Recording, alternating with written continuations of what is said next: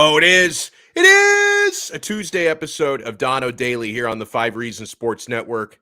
This is going to be a busy one. This episode's going to make some people happy. This episode's going to make some people mad. It is what it is. It comes with the territory when you discuss hot button topics like Tua Tagovailoa.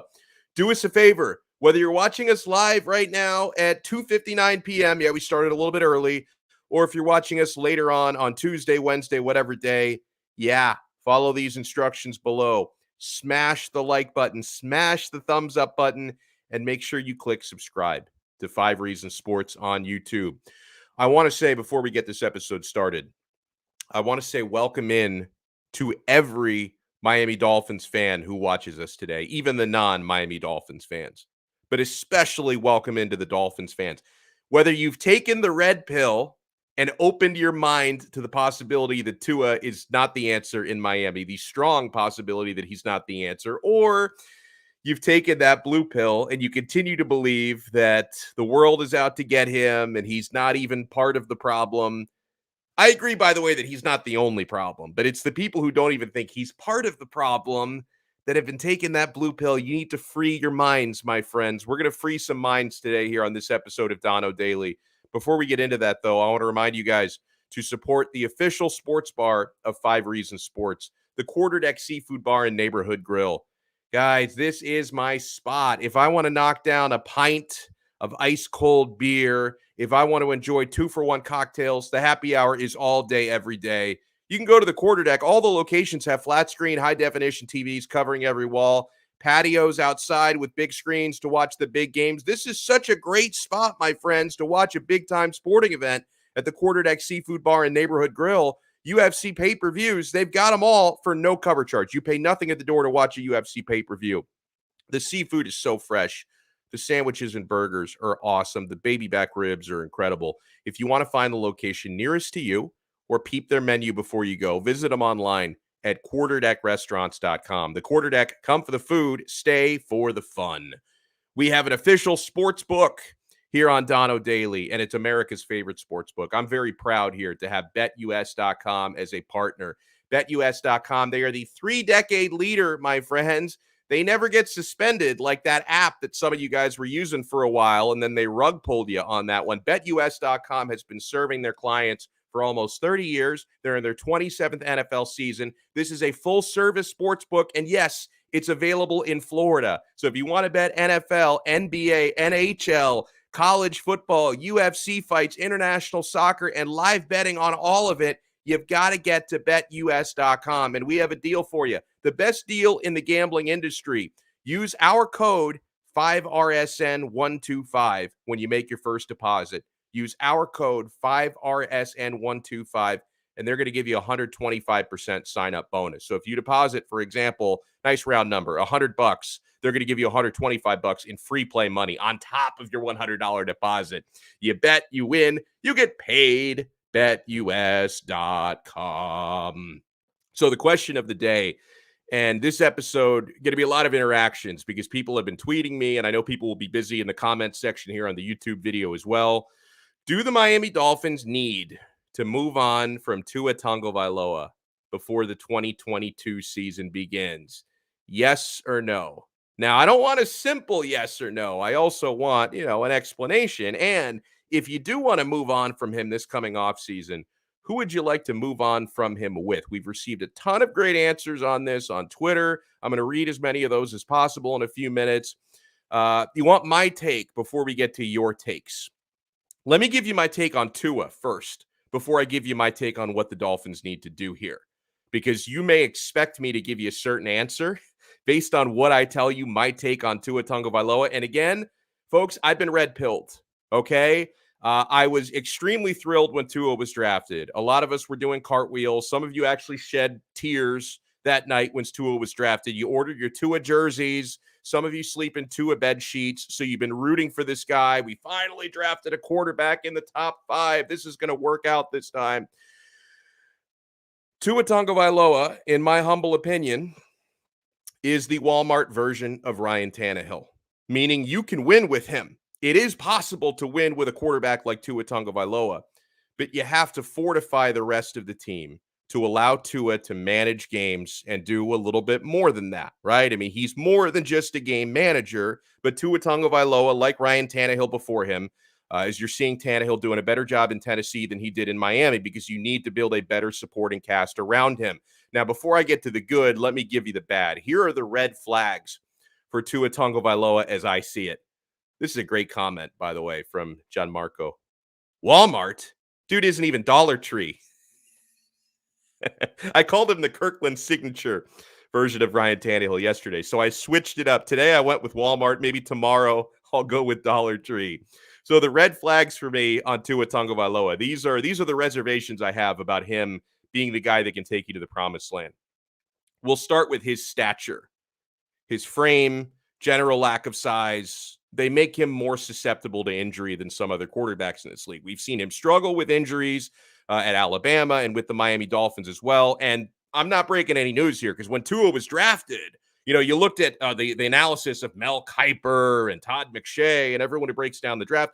In the cons column, everyone had size or lack of size, injury history. So I'm not breaking any news here when I talk about Tua's stature and his injury history. Another red flag for me, and I kind of group these into one. Some of you may want to make these separate categories.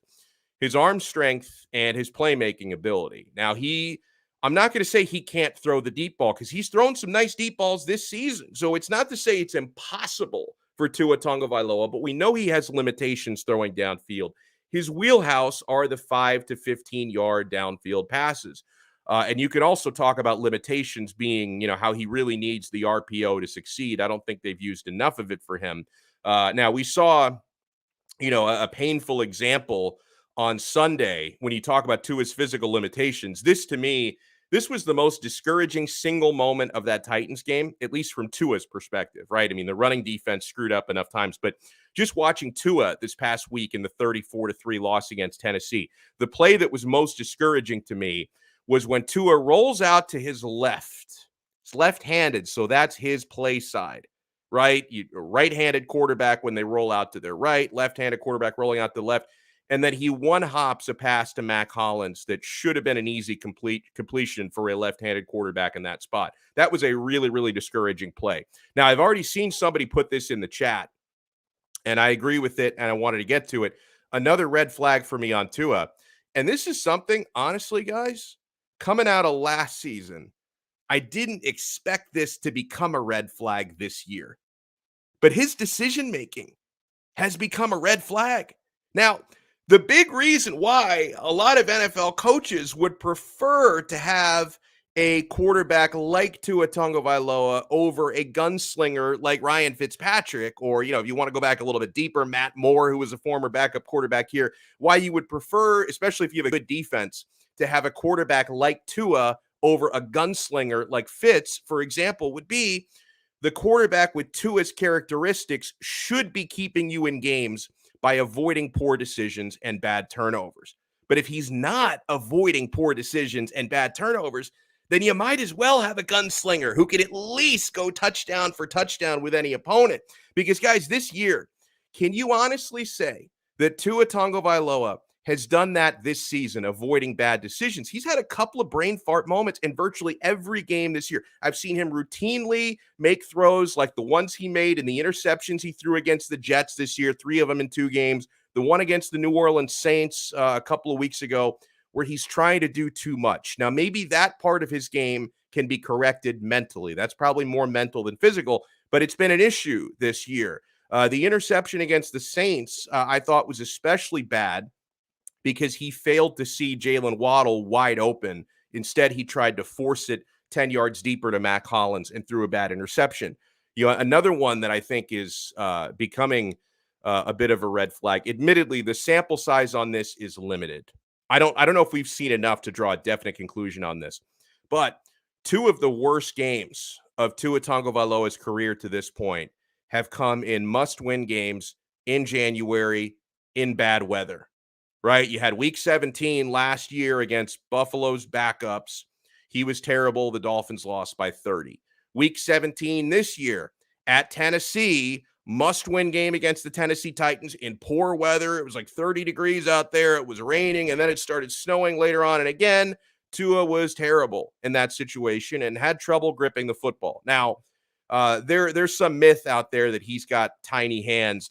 He 10.5 inches, I think. Like he's right up there, like with or above average quarterback in the NFL. So I can't blame the hand size. Maybe he's just not used to playing in terrible weather. But if Tua is going to become a franchise quarterback anywhere, probably would have a higher likelihood of becoming that somewhere like in New Orleans, for example, playing in a dome and a warmer weather division. You know, the Saints, they share a division with Tampa Bay, Carolina, Atlanta. None of those are terrible weather cities. Two of them play in domes. You know, in the AFC East, rather, this is why you're worried. Is this guy going to be my franchise quarterback in the AFC East, where every single year you've got to play in Buffalo, in East Rutherford, New Jersey, and in Foxborough, Massachusetts, all outdoor stadiums. And yeah, sometimes those games are going to get scheduled in late November, December, early January. It happens, man. So you have to worry about that. Now, with all of that said,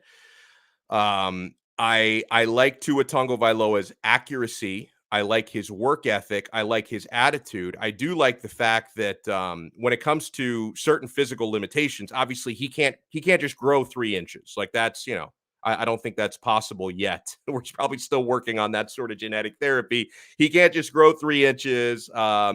It's really hard to improve certain aspects of your arm strength, but when it comes to building his body and trying to become more durable, he's worked his tail off with the people at Perform. He's put on a ton of muscle since last year. So the man is trying. Like he's really, really trying. And I think he's gone a long way from the rookie year to the second year in learning the offense and just becoming smarter and more decisive, getting rid of the football quicker. So I'm not going to write him off and say he sucks. He doesn't suck. I'm just giving you Tua Tagovailoa's limitations. And I think his accuracy, it can be elite. Did he pad his stats a little bit accuracy-wise? Did he pad his stats during a 7-game win streak when 6 of those 7 games were played against terrible opponents? Yes, yeah, he padded his stats during that time. No question about it. So with all of this said, I tell you why I've been red-pilled. And I do feel that more than likely Tua Tagovailoa will not be the long-term answer here. And unfortunately, whether it's this offseason or the next or the one after that, we're all going to realize it's time to move on. I do think it can be possible to win with him. Yes, if you improve the O-line, the personnel at running back and at wide receiver, because the Dolphins already have a very good defense. I know that very good defense couldn't stop the run to save their lives against Tennessee, but overall, the Dolphins have a very good defense. But all of this, when you talk about having to improve all of these things to make Tua a winner, it's a big ask, okay? We have seen teams win before if their quarterback is in a good enough situation. A lot of people I thought overrated Joe Flacco when he won a Super Bowl. I wasn't that high on him. He did win a Super Bowl. You know, we've seen Eli Manning win 2 Super Bowls, getting carried basically by his defense. If you want to go way back, Trent Dilfer, Brad Johnson won Super Bowls that probably had no business winning them. So, yeah, it is possible to win with Tua Tagovailoa, and he is better than some of those quarterbacks that I mentioned.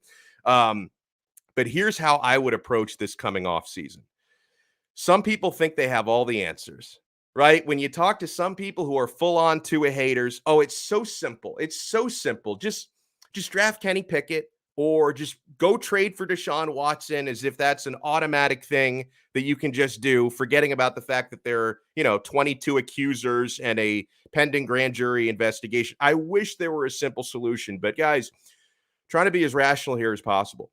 I would approach this coming off season at the very least, open-minded about replacing Tua Tagovailoa. And I'm sure the Dolphins will be open-minded about that because they've already tried to replace the guy. So we know, 2 months ago, trade deadline, they tried to replace him. I'm sure they're going to be open-minded. However, I would only replace Tua Tagovailoa this year if the situation is right. You think about what my beloved Miami Hurricanes just did. They didn't fire Manny Diaz until they were sure they were getting themselves an upgrade, right? Until they were sure Mario Cristobal, there was someone on my Twitter who said, hey, I'd like a Ferrari, but I'm not gonna get rid of my Chevy until I know I can lock in that Ferrari. I thought that was a good analogy, and I can use the Cristobal Diaz thing as well. I'm not just gonna cast Tua off into the cold unless I know I'm getting an elite replacement, okay? if I can get Aaron Rodgers or Russell Wilson, or if, and this is a big if Deshaun Watson between now and mid-March, April can actually get cleared, I would consider doing that. But that one's a really big if, and there's a lot of uncertainty there right now. Now, what about drafting a quarterback? Because people who think they have all the answers, they talk about this as well. Okay, well, remember, the Dolphins don't have their own first-round pick, which wouldn't be super high, but they're not a playoff team, so it wouldn't be super low either. The Dolphins own the 49ers first-round pick, and that's outside the top 18. So that means if you just want to go out and draft Kenny Pickett, he's definitely going to be off the board by that time. So then if you really wanted a guy like Kenny Pickett, who, by the way, I know he broke all of Dan Marino's records at Pittsburgh. He's not Dan Marino. Different era, okay? I mean, if Dan Marino could go forward in time from 1981, he would go to Pitt and break all of his own records and all of Kenny Pickett's records. So I'm not really super sold on Kenny Pickett, but I think he's, in this coming draft, he's got the best chance to be a really good pro. You're certainly not getting him outside the top 18, so you would have to put together a big trade package to get him. I'm not convinced enough for that. I'm not wild about this quarterback class of 2022. Now, again, if you can get Rodgers, who I don't think you will, by the way, or Russell Wilson, who I don't think you're going to get, or Deshaun Watson, that's a big if, then I think you consider pulling the trigger on one of those. But if you can't, for whatever reason, then I think you have to stay the course for another season with Tua, which would make next year a make or break year, certainly for Greer and Flores. You know, Miami has the most cap space in the league, a ton of draft capital. If they can actually build an O-line, now they haven't been able to do that for 20 years, but if they can actually magically build a good offensive line, find a number one running back because they've neglected running back for way too long, find better coaching because the offensive line coach, don't let the door hit you on the way out, okay? Find better coaching, better play callers, then you can actually give Tua a better opportunity to succeed, and you take all the excuses away from Tuanon, right? If you actually give Tua a serviceable offensive line, a serviceable running game next year, you probably have to bring in another good wide receiver as well, because remember, you had Will Fuller stealing money this year. Like, someone, I think it was George Godsey, someone on the Dolphins coaching staff was asked about Will Fuller today, and they would not confirm or deny that anyone at the facility has seen him in a month. I mean, you know, it's a shame. It's a shame. You spent all that money, $10 million for one season, and the guy signed his contract in a ski mask. It's a shame. And then all your other receivers are injured all the time. Jalen Waddle's a fantastic piece. You still need to add more to the receiving core. Clearly need to add more to the running back core. You could shoot the entire offensive line to the other side of the galaxy. I don't think anyone would miss them outside maybe their immediate family, and bring in an entirely new offensive line. You need to do all of these things to at least fairly evaluate Tua. But all this to say, I don't think he's the long-term answer, but I'm only replacing him if there is a clear upgrade, and I don't think there's a clear upgrade in the draft. There are a few potential clear upgrades in free agency or trades. But I think it's more difficult to pull the trigger on these than some people actually think. Marcus Hunter says, ask yourself, does a true franchise quarterback need all these variables to be successful? No. We're talking about the Walmart Tannehill here. Like, we're talking about a guy who needs everything to be perfect. Oh, see, we're trying to get our guy, Dave Friedman, Taco About Sports. He says StreamYard isn't working. Is Manny Chang sabotaging Taco? Oh, wait. Hold on. Marcus Hunter says, ask yourself, does a true franchise quarterback can you do me I can hear myself, Taco. I don't know. We're talking I don't know what's going on. It's right. The sound's all might be up, what's right? not working. Everything Good? Yeah, now we're good. I was telling you that StreamYard's been acting crazy for like 10 minutes here. So yeah, exactly that. I accuse Manny of sabotage, and then he pulls up. I figured that was what was going on, actually. Yeah. Oh, man. So I'm real. Oh, even my son has put on the tinfoil hat. But Taco, I appreciate you joining us, sir. And he does a great job here on the 5 Reasons Sports Network. This guy is the reason I've actually made money playing daily fantasy this year and then prize picks, because otherwise I basically just flush my money down the toilet. So I appreciate Mr. Taco About Sports for joining us. And Dave, when we were at a quarterdeck watch party like a month back, and from what I recall, because we bounced around conversations on a lot of different South Florida sports issues. You're very much a Tua skeptic like I am. Like we both taken the red pill. Like we're not the type of people who, I was so happy, and I was really happy on draft night, by the way, when they got him. But some people, like, they decided that day, bought Tua jerseys for my entire family. I bought season tickets. I sleep in Tua bed sheets. And so they don't want to admit that this guy can do anything wrong. It's everybody else's fault. They're sabotaging Tua. I have really opened my eyes to the idea that Tua's limitations will keep him from being a franchise quarterback. How do you feel about this? Are you sold on Tua one way or the other? I was like you on draft night. There's video of me reacting. I was going crazy. I have 2 Tua jerseys. I'm that guy, right? So you got the aqua and the white. I got the 2 throwbacks, the aqua and the white. Yeah. So nice. I was all in, and obviously with the injuries and everything that happened last year, it was kind of, let's see what happens this year. The way things played out and the Watson stuff, like I've gone back and forth, and we'll get into the Watson thing, I'm sure. But yeah, the idea of Tua or somebody else more so than anything, right? So look, he's got limitations. We all know what they are, but it looked like the last bunch of weeks that he could be that guy. It's almost like the Dolphins where they trick you into believing, right? So I don't know. I'm at the point where it goes back to like whatever's going to help us win, man. I just want to see something before I die, Yeah. Now, like for me, Dave, I don't want to just get rid of him for the sake of getting rid of him. Like I approach this the same way the University of Miami approached Manny Diaz. They didn't fire Diaz until they knew the upgrade was walking through the door.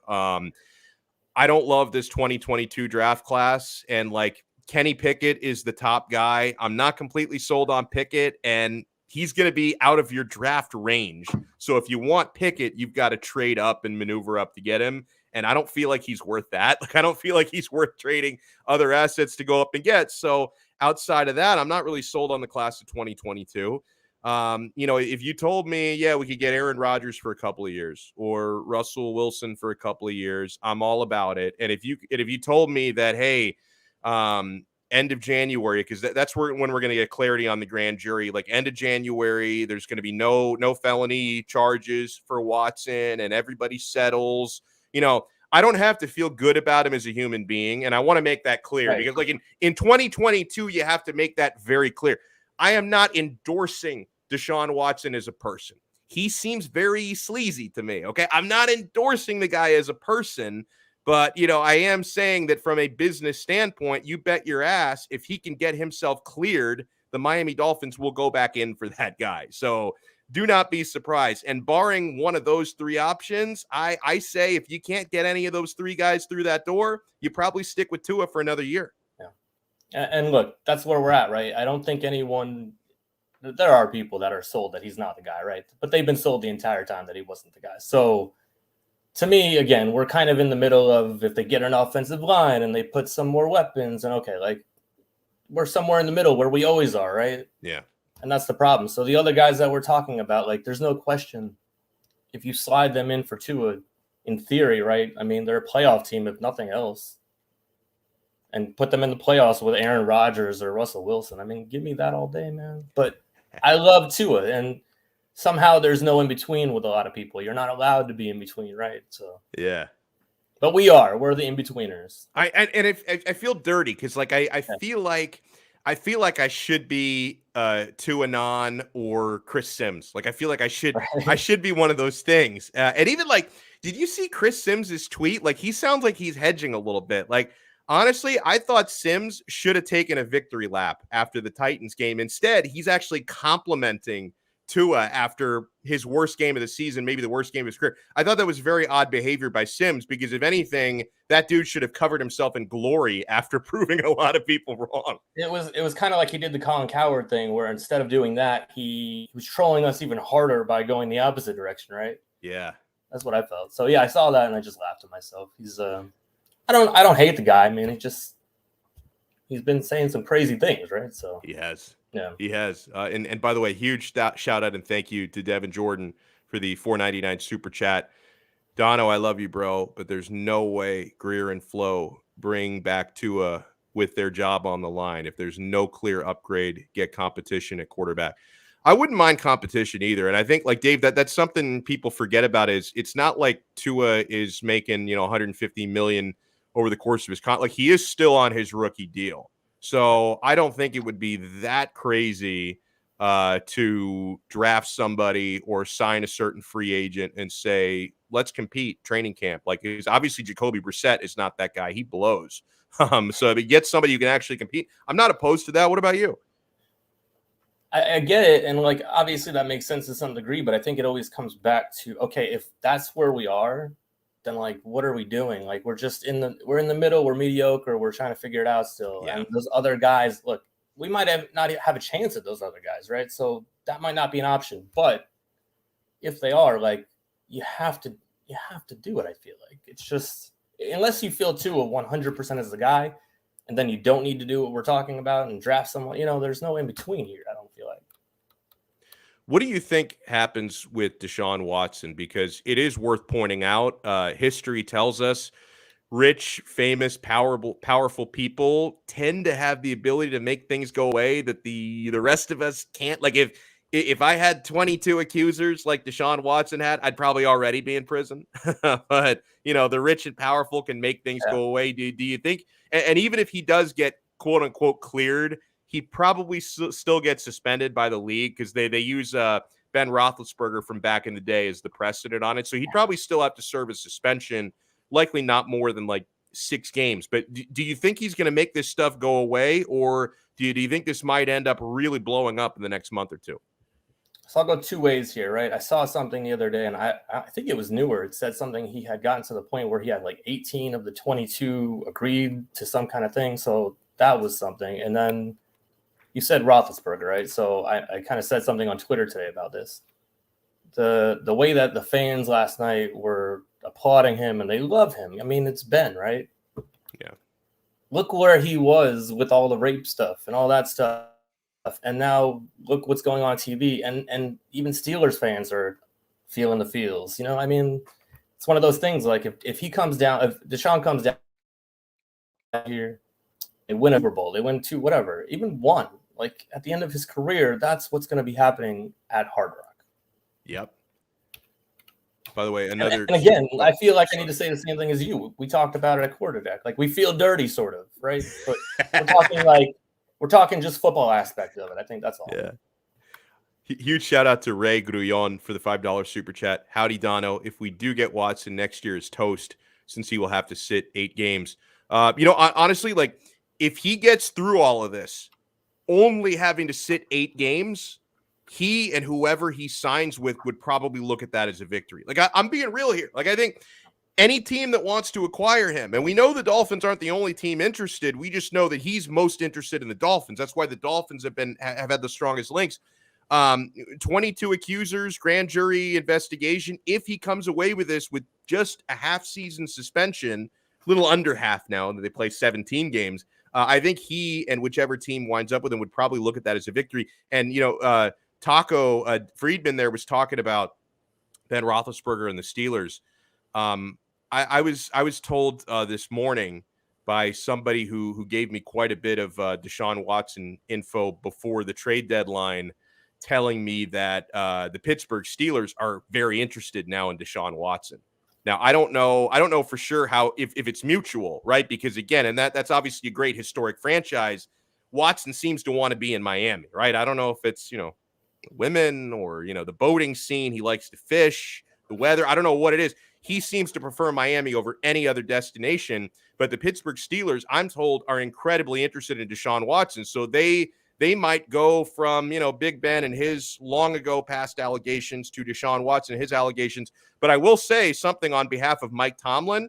If Mike Tomlin could deal with Antonio Brown for 7 years, he'd probably be the right coach to deal with Deshaun Watson shenanigans. What about the part of we already know what fans in Pittsburgh how they'll react to their quarterback having all this stuff, and you don't have to worry about things like that, right?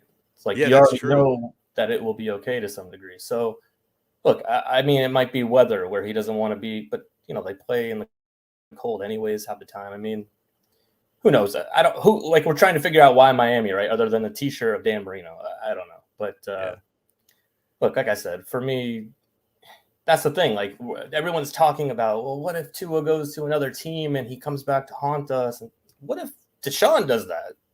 Right. That's more likely true. to me, right? Deshaun's going to go somewhere else and come back and kill us, not Tua. Well, and I was saying this earlier before you came on. I think if Tua does wind up playing most of his prime somewhere else, if he can end up on a team like New Orleans that plays indoors, I think that would be the best situation for him. Like, and obviously New Orleans, they're probably going to be in that quarterback market. Like if Tua were to end up in New Orleans playing in a dome and in a warmer weather division, right? Because in their division, they got Tampa, warm weather city, Atlanta, who play in a dome as well, and it's also not that. I mean, the coldest place you would play in your division would be in Carolina. Like it's not that bad compared to going to Foxborough, East Rutherford, New Jersey, and Buffalo. So maybe that would be so you play 9 of your games at least indoors, plus other warm weather cities. Like that may be the type of place where Tua could really succeed. Because I got to tell you, man, week 17 last year in Buffalo. Week 17 this year in Tennessee, small sample size, but I really have to worry that Tua Tagovailoa is just not made to play in the elements.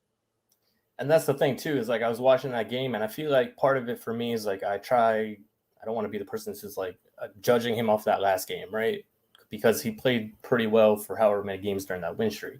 Yeah. It's more that. It's more like this is a team that the Dolphins in Miami, you think they're the most prepared for rain. I don't know. Even the discussion about glove or no glove, and I don't know. It's just there was some kind of like it seemed like there was that kryptonite all of a sudden, right?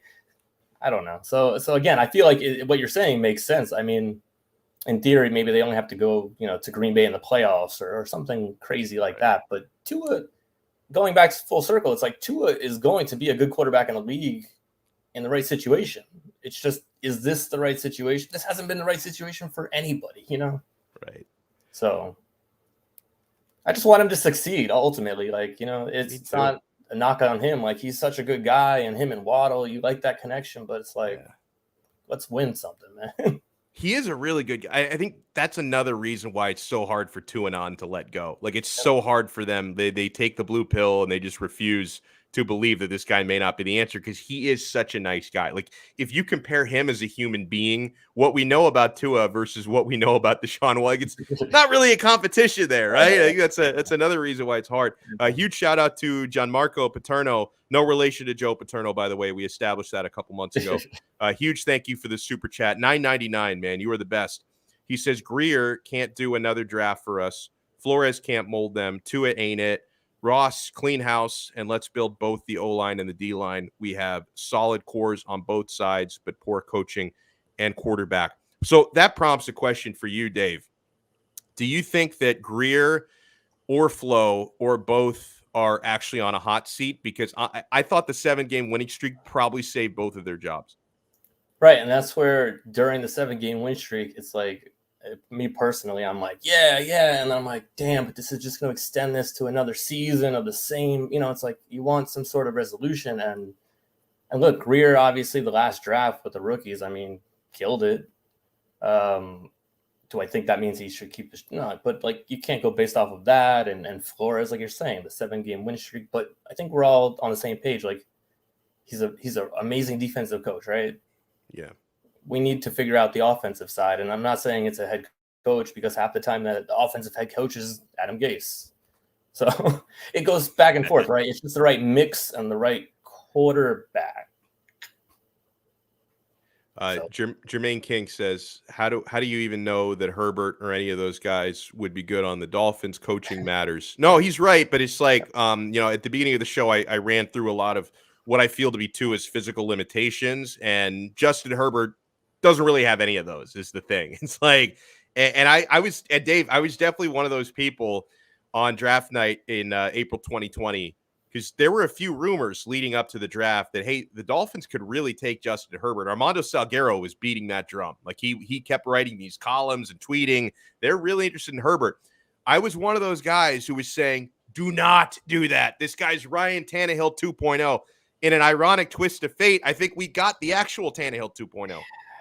Right. And actually, that was the crazy part going back to the last game real quick. Like, I felt like some of those sacks, too, was taking, like, it was Tannehill statue in the pocket sometimes. I was like, what's going on? Because he had been good about that recently. So, I don't know, man. I just it's so frustrating, right? I mean, at the end of the day, it's just Herbert and all them. It's like watching them. You don't really – I don't know. It hurts to watch them sometimes, right? I mean, Burrow, whatever. Like, he was taken early, but – yeah, on draft night, I was all Tua. I will say I know someone who was very high on Herbert, Mr. Josh Houtz. Yes, that's was right. There all day, yeah. So he knows I was a Jalen Hurts fan too, so I got something out of that. But no, Herbert looks good, right? But I agree. Going back to the comment, like, who's been good here? I don't know that anybody could come here and succeed for some reason. So it's like, let's see what happens with Aaron Rodgers or something like that. If they fail here, we know it's us, right?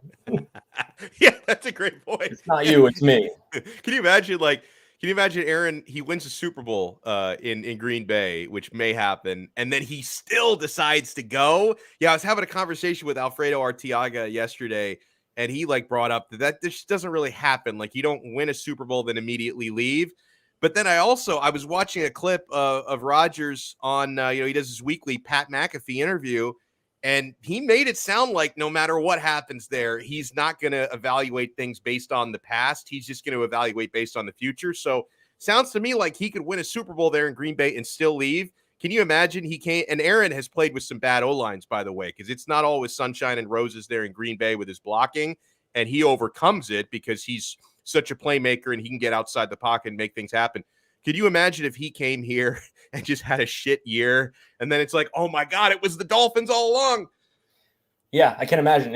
Yeah, to answer your question very clearly. I feel like this is just about to be Peyton Manning 2.0, right? It's like they're going to be chasing him around, flying planes around, and Reggie Wayne's going to come out. I don't know, whatever crazy stuff. But it just seems like in those situations, we're always anticipating these guys want to come here. We get free agents all the time, but not those free agents. And when we have that chance, we sign Dante Culpepper. Oh, we could have had Breeze. Twice we could have had Drew Brees. Yeah.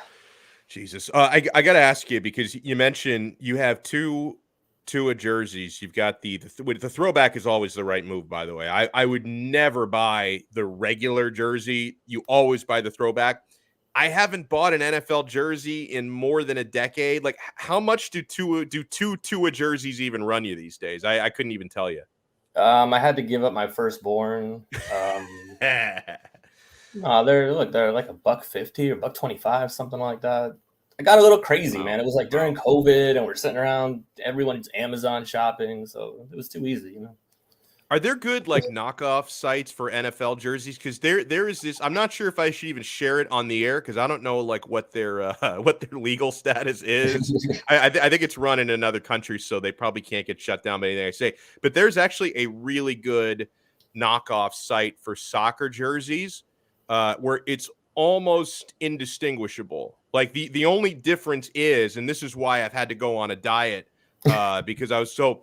When you order it, because I think they come from China, I don't feel great about supporting Chinese businesses, but it is what it is, bro. If I can save $40 on a jersey, you do what you swallow your pride, okay? So there's this site where you can buy knockoff soccer jerseys probably for less than half the price. And I tell you, if you have them side to side, you can barely tell the difference. Just the sizes don't run right. So. So if I was I was a couple months ago, I was a double XL for regular sizes. I'm now an XL, but I remember I ordered a 3XL for this jersey that I got there, and it was still too tight for me. So it was like, man. When I saw you that night at Quarterdeck, I had worn my new mashup jersey, and yes, I went down to the mall and bought those, right? So yeah. The sizes, I had them shipped to me originally. I had bought a large because I always wear a large, and put it on, and it's super tight, and had to go back and get extra large. But they did that with the, when they switched over to Nike, I think, because my Tua jerseys are actually kind of tight too.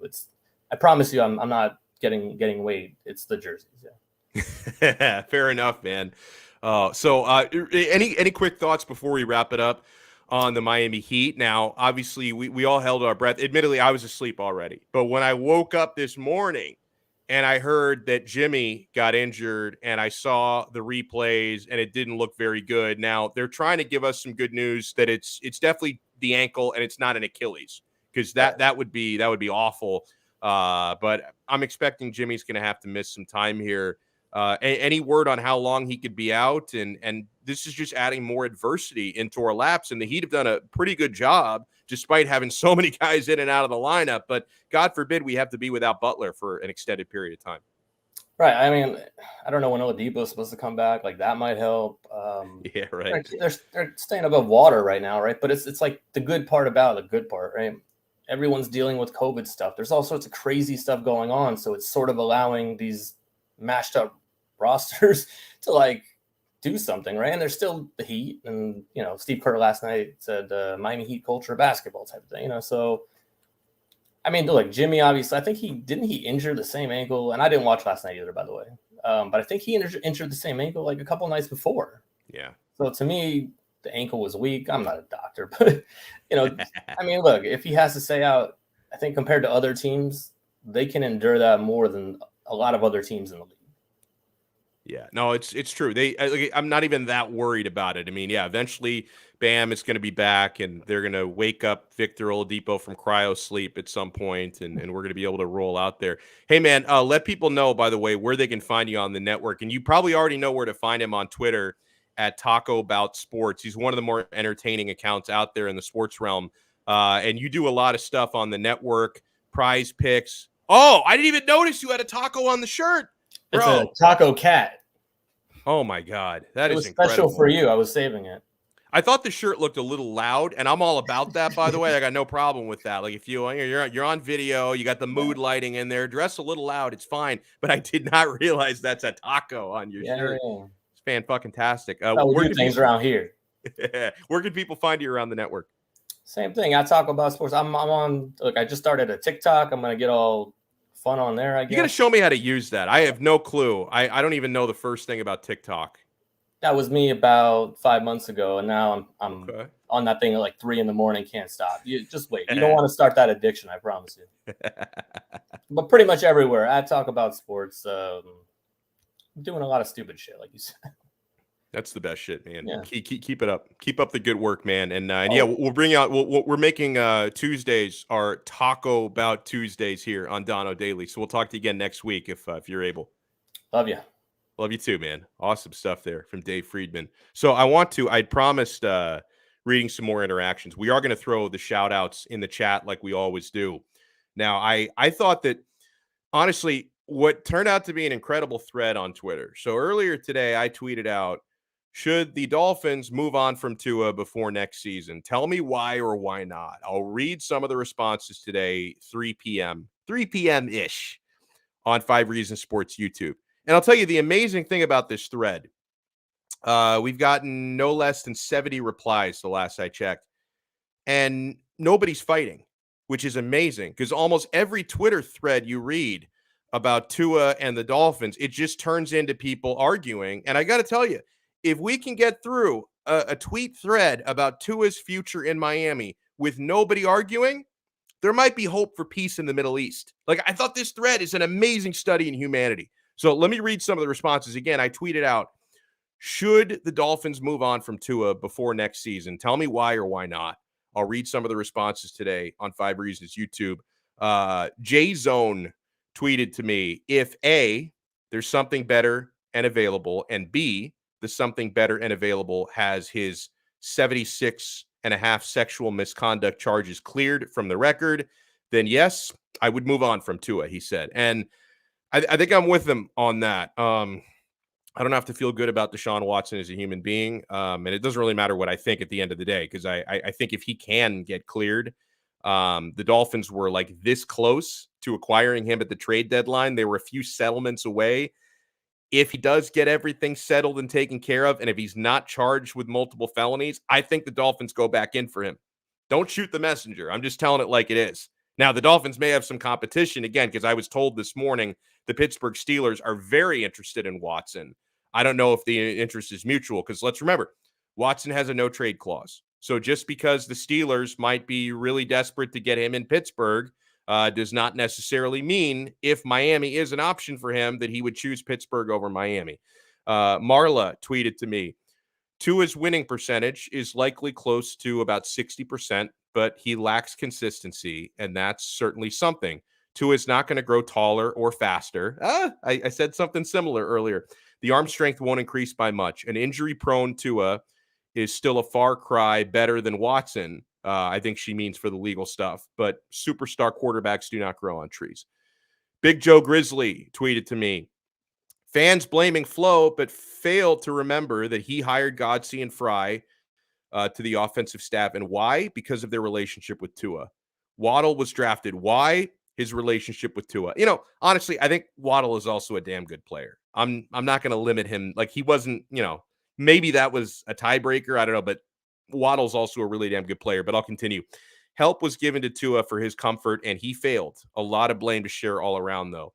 Jesse Tapia Sr. Tweeted to me, I feel Miami should move on from Tua. I'm tired of having to limit our offense for quarterbacks, it seems, every year. We definitely need to upgrade running back, O-line, but man, there was also times when his awareness was just flat out bad, not to mention a lot of brutal passes. That one hop to Holland. Yes, that might have been the single most discouraging play Tua has made all year, including interceptions. When he rolled out to his left, which is his play side as a left-handed quarterback, he rolls out to the left, and then to one hop a pass to Mac Hollins on something should have been easily completed. I thought that was a real indictment on his ability. Luca Brasi, he sleeps with the fishes, tweeted to me, only move on from Tua if Miami has the opportunity to land an elite talent like Russ, Aaron Rodgers, or Watson. I'm not a Tua guy, but no quarterback in the NFL would have had success with that O-line and offensive coordinator. Sauces Confirmed tweeted, I almost want them to move on from Tua just so this circus will end. I don't see it as a coincidence that the Dolphins' win streak happened after the trade deadline. Move on from him or don't. The team needs to just make a decision and stick with it. It's better for all parties. I think there's a lot of truth in that, right? Because a lot of the discussions that we all had as a community before the trade deadline got very tedious, and now we're going to have a lot of the same discussions for the next 2.5, 3 months, right, until something happens with Watson. So you want closure, like one way or the other, you want closure. Mike Thompson tweeted to me, Tannehill got 7 seasons. Tua got half a season before this nonsense even started, and people wonder why Miami is always mediocre. You know, my overall take on it is just because you want continuity doesn't mean you should sacrifice a good player for that reason. Like, I remember, a couple of years ago, after Arizona had drafted that loser Josh Rosen top 10, people were actually mad at them for then going and drafting Kyler Murray number 1 overall. It's like, how dare you be so indecisive? You just took a quarterback in the top 10. You can't take another number 1 overall. The GM needs to be fired. Fire everybody. But my thing is, why double down on the mistake? Like, I respected Steve Keim, the GM in Arizona. Like, I actually respected the fact that a year, probably less than a year after drafting Josh Rosen, they realized this is not who we thought he was. This guy's not good enough. Now, I'm not comparing Tua to Josh Rosen. I'm comparing the situations because obviously Tua is way better than Josh Rosen will ever be as an NFL quarterback. I'm just comparing the situations. You know, a year after drafting Josh Rosen, the front office realized we fucked up. You know how we can fuck this up even worse? By giving this guy more time. We got the number 1 pick. Let's go and draft a guy we feel is heads and tails better and move on from there. So doubling down on a mistake is not the right thing. Like, you can't just say, well, for the sake of continuity, we need to stick with this guy. If you think this is not the right guy to take you forward, then, you know, if you have an opportunity to upgrade, you need to take that opportunity. Jeffrey Simmer writes to me, I think we can do better than Tua. He's limited, not the highest IQ. Nothing deep. Yeah, I think Tua had the same Wonderlic score as me. Not great. I did take the Wonderlic once. I struggled with the math. I got a 12. Wasn't very good. I feel like I'm pretty smart, but it was the Wonderlic is very biased towards mathematics, and that was never my strong suit, even though my father is a statistician. How ironic is that? What else did he say? He said, can't be trusted, short passes only. Don't get me wrong. I mean, for the right upgrade, yes. Yeah, for the right, it has to be for the right upgrade. Alex Vargas said, it all depends if we are in the potential running for Wilson or how realistic Watson playing football is next season. Yeah. Let's see. Richie says, he's pro Tua, I think. Buy an O-line in free agency. Draft a running back and draft or bring in a high upside wide receiver. See what Tua does with more help. And if he doesn't take the next step, move on after next season. Tommy and Hialeah, similar. He writes in, get him some proper help, something they haven't been able to do since Dan Marino was here. Well, even when Dan Marino was here, it was always something. No running back, no defense, couldn't win the big game because of it. But times being what they are, he said, one more year, hopefully they can do it. Chris writes to me, I don't know, man. I think this team is just dysfunctional once again. I mean, the O-line coach can't admit Jesse Davis is a liability. Offensive coordinator, no game plan for inclement weather, poor evaluation of free agents and draft picks, not to mention the current roster. Liftoff wrote to me on whether or not you move on from Tua. They said only if there is a better option, and I agree. He said there isn't. See, I don't know about that. Certainly not in the draft. Wilson can't win in this with this offensive line. We've seen that in Seattle. Rodgers would never. Watson is scum. So bam, go cheap. Tua time. He said. Let me read a couple more of these. Fins Up wrote to me, they should move on from Tua because although the entire offense needs a ton of help, he's shown little to no flashes of elite potential aside from accuracy. Sam Bradford was also deadly accurate at one point, and where is he now? Look for a top 5 quarterback until you find one. Enrique said, you move on from Tua if you can get a significantly better quarterback on a trade or free agency. You only have 3 out there, Watson, Rodgers, or Russell. If not, ride and die with Tua. Bring an experienced OC. Use your cap on offensive line and playmakers and draft a defensive lineman and linebacker to stop the run. I tend to agree with Enrique. You only change if there's a clear upgrade. Otherwise, give Tua another year, better supporting cast for eval. I'm with him on that 100%. Ronald Hubbard says, no, as in no, do not move on from Tua. I can name at least 4 position groups that are primarily holding the team back before I get to Tua. The O-line is the biggest deficiency of the Dolphins. They have tried to address this, but it's still very weak. The running back position is another major weakness for the team. Danny Hess writes in, maybe I'm too patient, but I'd roll with Tua in 2022 unless a genuine veteran upgrade, not named Deshaun Watson, is possible.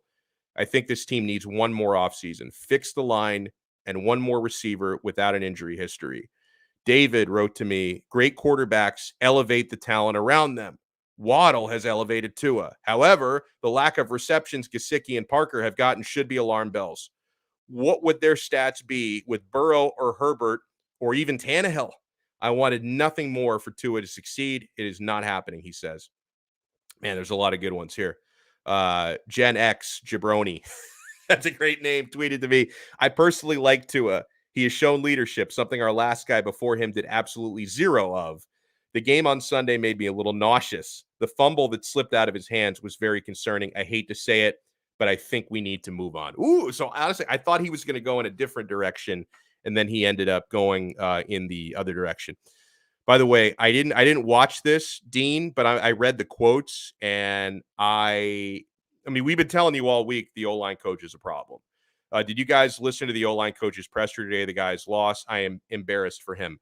I'm going to watch the video of it after the show today. I did read the quotes where like he wouldn't admit why or explain why Jesse Davis was out or Austin Jackson was out for 3 plays, or that Jesse Davis is a liability. They get, it's just complete cluelessness. Let's see. Let me read one more of the tweets and then I'll throw the shout outs on Twitter. Hermie Kane writes in, Tua was a mistake. He's undersized, doesn't have strong arm, and does make the critical mistake when you can least afford it. Greer has to go. He made the mistake of Tua instead of Herbert. Tua would be a good backup quarterback, but not a starter or franchise quarterback. Get rid of Greer, he says. So a lot of good stuff there on the tweets that we got today. A lot of good stuff. And you know what? Something else I wanted to say. A lot of the blind Tua stands, the blue pill folks, they blame everything on Flores because Flores has been sabotaging Tua I'll remind you something about Flo. Last year, at the time when Flo made the change from Ryan Fitzpatrick to Tua, the Dolphins were on a winning streak. Fitz had a poor game against the Jets, but they were winning at that time. And he had just said a couple weeks prior that he didn't think Tua was ready health-wise. And then he just threw him in. And then Fitz was blindsided by it. The locker room was blindsided by it. So which is it? Like, does Flo have an anti-Tua agenda? Is he the boogeyman and he wants to destroy Tua's career? Or was Flo actually the guy that forced Tua in to give him a chance? Or maybe you think that's part of the sabotage. Maybe it could be that. Like, maybe Flo wanted to put Tua in too early so that he could sabotage his career. But to me, it's like Flo had enough faith in Tua during a winning streak in October of last year to give Tua a chance to play when the team was winning with Fitz. And it was like, well, a lot of people thought, wait, this is too fast, too soon. So he had faith in Tua when a lot of people didn't have faith in him in that time. One of the funniest tweets that I've seen in the last couple of days, Tuanon Galuminati tweeted out, there's a big conspiracy, how bad the weather was in Tennessee. Brian Flores arranged for weather-changing drones to fly over Nissan Stadium in Nashville to make the rain happen. So that Flo was behind that as well. Weather-changing drones, people. It's a huge problem, folks. I don't know what I did with my tinfoil hat. I might have thrown it out, but there's a globalist conspiracy. If you're watching this right now, you're listening to the sound of my voice, you are part of the resistance. Brian Flores just came from Jeffrey Epstein's island. He was talking with George Soros and Hillary Clinton, Bill Clinton. They're all there. Just came from Jeffrey Epstein's island. They arranged a grand conspiracy to actually alter the weather. Can you believe they're doing that kind of stuff here, folks? I just want to tell you, watch out for the globalists, the elites, the Illuminati. They're out there. They're watching us all day. Man. All right. I want to get to some shout outs here because a lot of you folks have been, J-Bone. All right, Alex Jones. I find Alex, I don't agree with a single word that dude says for the most part, but I do find it to be incredibly entertaining. Let's see. Alex M, thank you so much for tuning in. It's the Stephen Ross curse. Oh, I thought it was the Hard Rock Stadium curse, right? Haven't a lot of people said that because they actually built the stadium. When Joe Robbie built it, it was built on a Native American burial ground. And that's why the Dolphins and Canes have not won anything since the Orange Bowl days. So I thought that it was the Hard Rock Stadium curse, formerly Joe Robbie, pro player, all that. I thought that was the curse, but you're telling me now it might be. Yeah, see, IMAX agrees with me. The stadium, I think that's no matter how many times you renovate it, you still built it on a burial ground, and that's a problem. You ever seen the movie Poltergeist? I mean, you had like the bodies crawling through the pool because you built it on you can't do that shit, folks. You can't build it on the burial. Makes sense to me, says Barney O. Oh, man. D, I appreciate you tuning in. They put Tua in to see what they had in him, failed to surround him with talent on offense. Oh, see, I know IMAX has seen Poltergeist. They're back. That was the main guy in that. It was Craig T. Nelson, right? From Coach. I love that. What an actor. What a great actor. Generational talent there. How about the O-line? Oh, the O-line sucks. There's no question about it.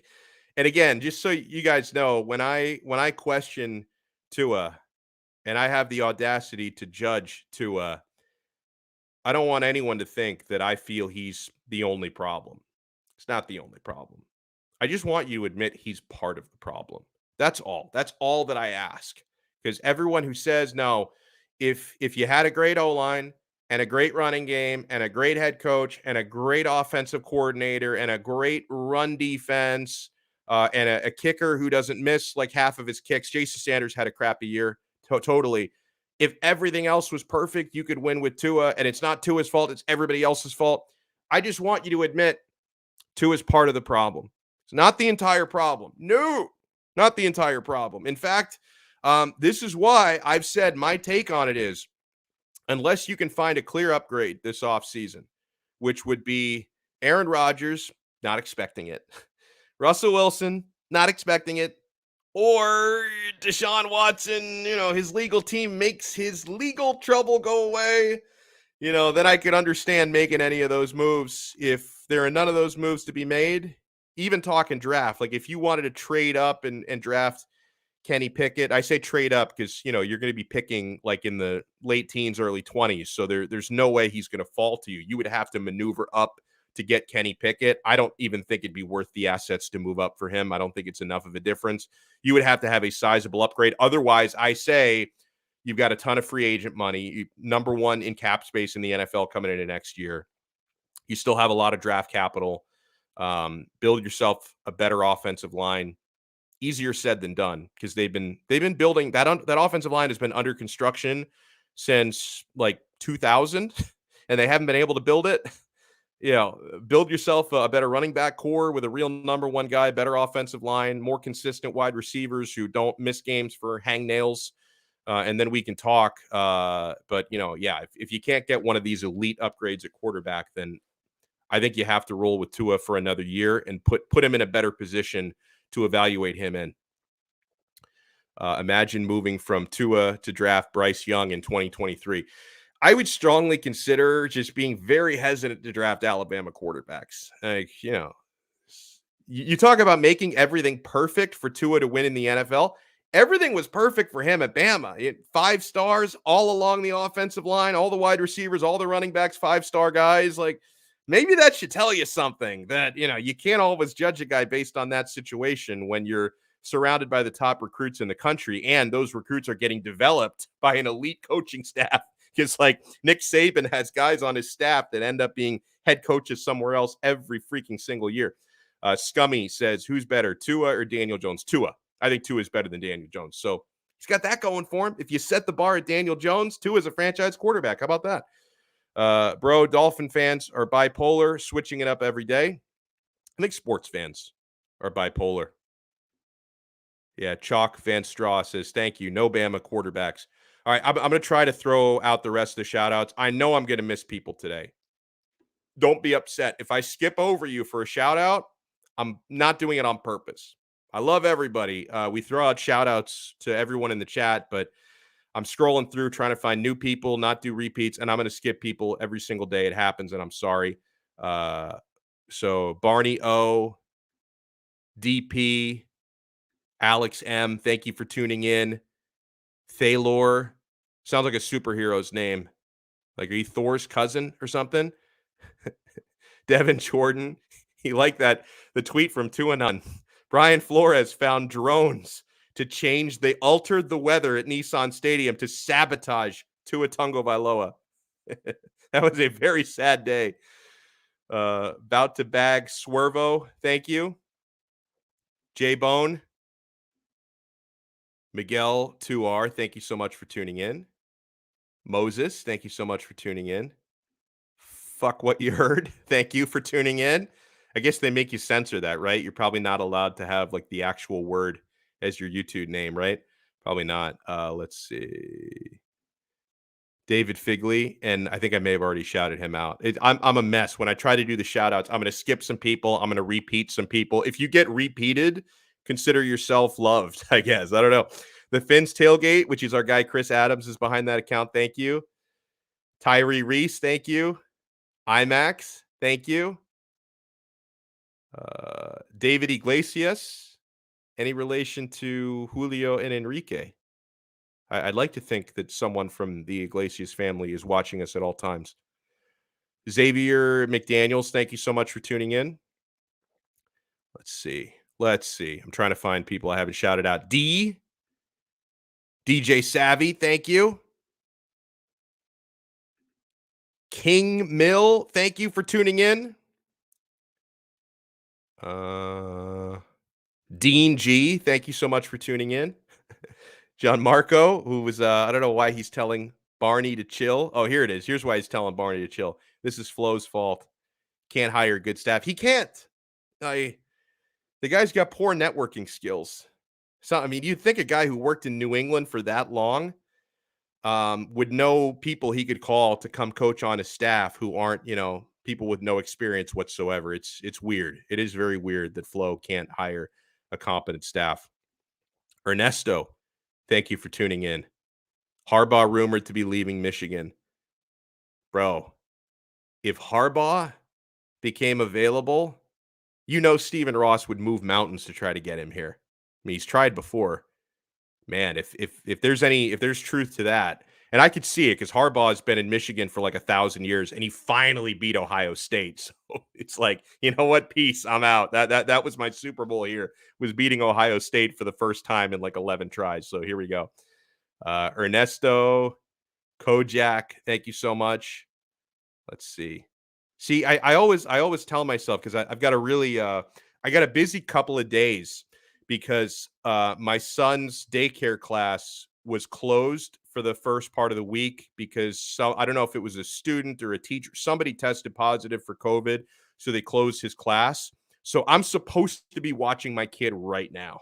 I don't know when to end. I don't know when to wrap it up. So I'm already late to go back over and relieve my wife because she's got to work in a little bit. So I'm supposed to be watching my kid right now. But hey, this is live TV, folks. She can't be too mad. Throw out a few shout outs and then we'll wrap it up. I may not be able to get through everybody just because of my time constraints here. Maud, thank you. Oh, man, I think Maud's a spammer. Why did I pull up Maud? You know what? A name like Maud, unless you're 110 years old, doesn't that sound like a made up name? Like, who since the 19th century has named their child Maud? I should have seen through that one immediately. Judith, thank you so much. Anthony Monsanto. Oh, hold on. I missed your comment before. Donno, what hurts the Dolphins and makes us a joke to the rest of the NFL is that our owner is a cheapskate in terms of hiring coaches. He'd rather get a first-year guy instead of hiring a more experienced. I don't think he's a cheapskate. I mean, he's cut so many free agent checks over the years, and he cut the check to renovate the stadium, which was very pricey. I don't think it's a money thing. I think it's a philosophy thing. Like, I think that I don't think he favors retread coaches. I think he likes to try to find the next diamond in the rough. I don't feel like he does that out of frugality, because I've seen him. He spared no expense in anything else that this team has done. I don't see why he would choose that to save money on. I don't think I agree with that. Fife Dog, thank you for tuning in. Let's see. It's Kev, YouTube. Thank you for tuning in. Ines, thank you so much. Tuttle Army, thank you so much. Yeah, the new uniforms, and they know that they're trash. It's why they bring out the throwbacks as many times as they're allowed to. Since the throwbacks are not their main jerseys, they can't use them every game because they have a limit on how many times you can use special jerseys. They should make the throwbacks the main jerseys, because the new gear, it's unremarkable. I would never order, if I'm going to order a Dolphins jersey, I'm ordering throwback all day and all night. I'm never ordering the new gear. Be Smoky, thank you so much for tuning in. We appreciate you. Let's see, couple more. I know I'm going to miss some people. I apologize in advance. Marcus, thank you so much. Jermaine King, the old Cookie Monster, thank you so much for tuning in. All right, we got I want to thank the super chat people as well. Gianmarco, I may have already shouted him out, but thank you so much for the super chat. Ray Grullon, thank you so much. Devin Jordan, thank you so much. You guys rock, everybody. We'll wrap it up on that note. Be sure to support our great sponsors, people. BetUS.com, America's favorite sports book. It is available in Florida. It is. You got to remember that. You can use BetUS.com in Florida, and if you sign up, it's a full-service sports book. They got odds on everything, live betting on everything. Sign up with our code. When you make your deposit, use our code 5RSN125, and they're going to give you a 125% sign-up bonus. Make sure you're heading out to the Quarterdeck Seafood Bar and Neighborhood Grill. Oh, I love this spot. The seafood is so fresh and delicious. The sandwiches and burgers. They got 2-for-1 cocktails all day, every day. The happy hour literally never ends, my friends. If you want to find the location nearest to you, it's a great place to watch every game, by the way. Great place to watch games. They have outdoor patios. So, you're you can do some social distancing out there and all that. The patios are great. Indoors is awesome. Visit them on the web, quarterdeckrestaurants.com. The Quarterdeck, come for the food, stay for the fun. All right, we'll talk to everybody again tomorrow. And hopefully my kids' daycare is back open tomorrow. Otherwise, I'm gonna go insane because that kid, he's all energy. He's got a motor that never stops, man. That's that's how I keep my diet going. I just chase my kid around all day. So we'll talk to you guys again tomorrow, same time, same channel, 3 p.m. right here on Donno Daily on the 5 Reasons Sports Network. Ciao.